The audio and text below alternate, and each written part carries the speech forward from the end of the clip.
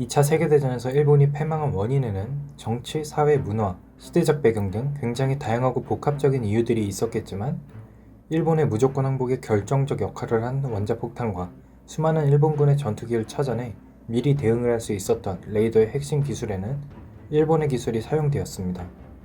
세계사에 기록되어 있는 다양한 기술들의 발전을 보면 시대를 앞서 개발한 기술의 쓰임을 찾지 못해 버려졌던 기술이 다른 나라, 심지어 적국에 의해 쓰임을 찾게 되고 전세에 결정적인 역할을 한 경우들을 많이 찾을 수 있는데요. 오늘 시간에는 그런 사례 중 하나, 일본인이 세계 최초로 개발하였으나 본국에서는 기술을 천대하고 적국이 그 쓰임을 확인해 일본의 패망에 기여를 한 야기우다 안테나에 대해 한번 알아보겠습니다. 야기우다 안테나라는 이름을 들으면 처음 들으시는 분들이 많으시겠지만 사진을 보면 바로 아실 수 있습니다. 마치 물고기의 가시와 같이 생긴 이 안테나는 현재는 잘 쓰이지 않고 있지만 접시 안테나 이전에 안테나 하면 떠오르는 대표적인 물체로 TV가 잘 나오지 않을 땐 옥상에 올라가 안테나를 움직이며 고쳤다고 하죠. 무선통신 역사의 한 획을 그을 이 안테나는 1926년 영국에서 유학 중이던 야기 히테츠쿠라는 일본의 공학자와 그의 조수 우다 신타로라는 사람에 의해 만들어지게 되었습니다. 그런데 우리가 이런 모양의 막대기를 보고 안테나라고 배웠기 때문에 반사적으로 안테나라고 말을 하셨겠지만 저 안테나는 어떻게 무선 신호를 주고받을 수 있을까요? 흔히 빛이라 부르는 전자기파는 전기장과 자기장이 공간상으로 방사되는 파동을 말합니다. 그중 우리가 볼 수 있는 영역의 파장을 가시광선이라 부르죠. 전기장과 자기장은 서로 밀접한 관련이 있고 전기장이 생성되면 자기장이 만들어지고 또 자기장이 만들어지면 전기장이 만들어집니다. 전기장이나 자기장이 시간에 따라 변화하면 전자기파가 만들어지는데 이는 주변의 변화만 만들 수 있어 장거리의 신호를 전달하기에는 부적합합니다.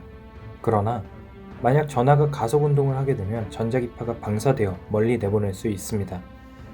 어릴 때 많이 보았던 자기력선을 떠올려보면 N극에서 나와 끊어지지 않고 S극으로 들어가는 모습을 볼 수 있는데요. 굳이 자석이 아니더라도 플러스와 마이너스의 전하를 가진 전자에서도 이와 같은 형태를 만들어낼 수 있습니다.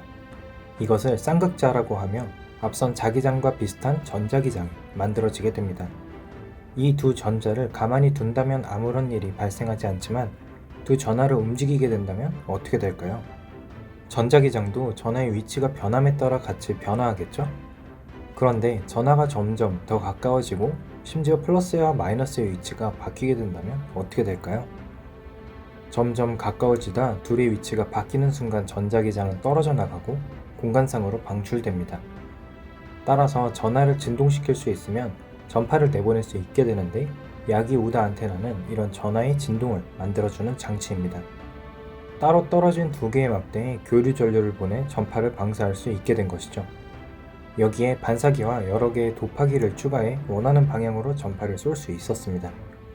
물론 전파를 쏘는 것뿐만 아니라 전파를 받을 때에도 같은 원리가 적용되기 때문에 전파의 송수신이 가능해졌죠.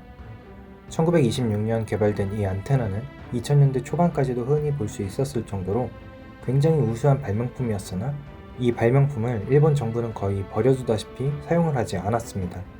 결국 쓰임을 잃은 야기우다 안테나는 영국의 통신기업인 마르코니 컴퍼니로 기술이 팔리게 되었고 영국은 이 기술을 발전시켜 레이더라는 것을 만들게 됩니다.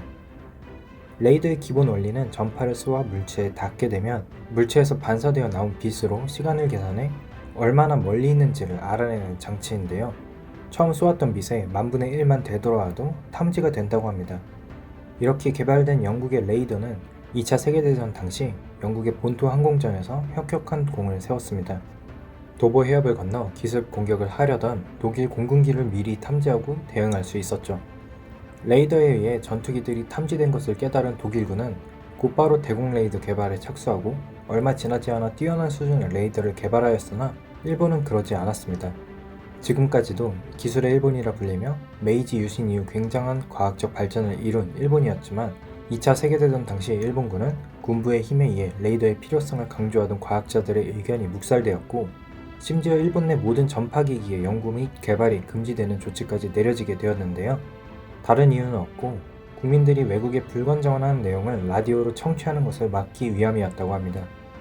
또 전쟁을 수행하는 군부는 레이더를 사용해서 적군을 탐지할 때 전자파를 쏘는 것을 굉장히 탐탁지 않게 생각하여 레이더 대신 일본군의 뛰어난 시력을 사용하여 적군을 탐지해야 된다고 이야기를 했을 정도였죠. 물론 적군을 탐지하기 위해 전파를 쏘는 것 자체는 적에게 탐지될 위험성을 각오해야 하는 것은 맞지만, 그렇다고 굳이 레이더 전파가 아니더라도 탐지가 쉬운 대형 구축함과 지상의 기지에서조차 레이더를 사용하지 않았고, 그 결과는 참혹했습니다. 이를 가장 잘 보여주는 사건은 1944년 10월 필리핀에서 치러진 수리가오 전투인데요. 필리핀에 상륙한 미군 부대를 격퇴하기 위해 야간에 레이테만을 전진하였으나 이 작전은 미군에게 들키게 되었고, 칠흑과 같은 암흑 속에서 펼쳐진 전투는 미군의 레이더와 일본군의 시력 간 대결로 눈을 감고 싸운 일본군은 해당 해전에서 명중률 제로라는 경이로운 기록을 세우게 되었습니다.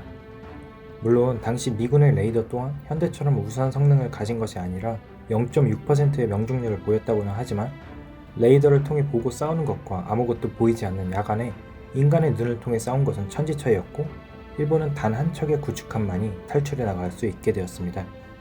뒤늦게 레이더의 중요성을 깨달은 일본이 개발에 나섰으나 이미 전황은 돌이킬 수 없었고 그대로 패전하게 되었죠. 그런데 일본군은 아시다시피 마지막까지 결사항전을 외쳤습니다.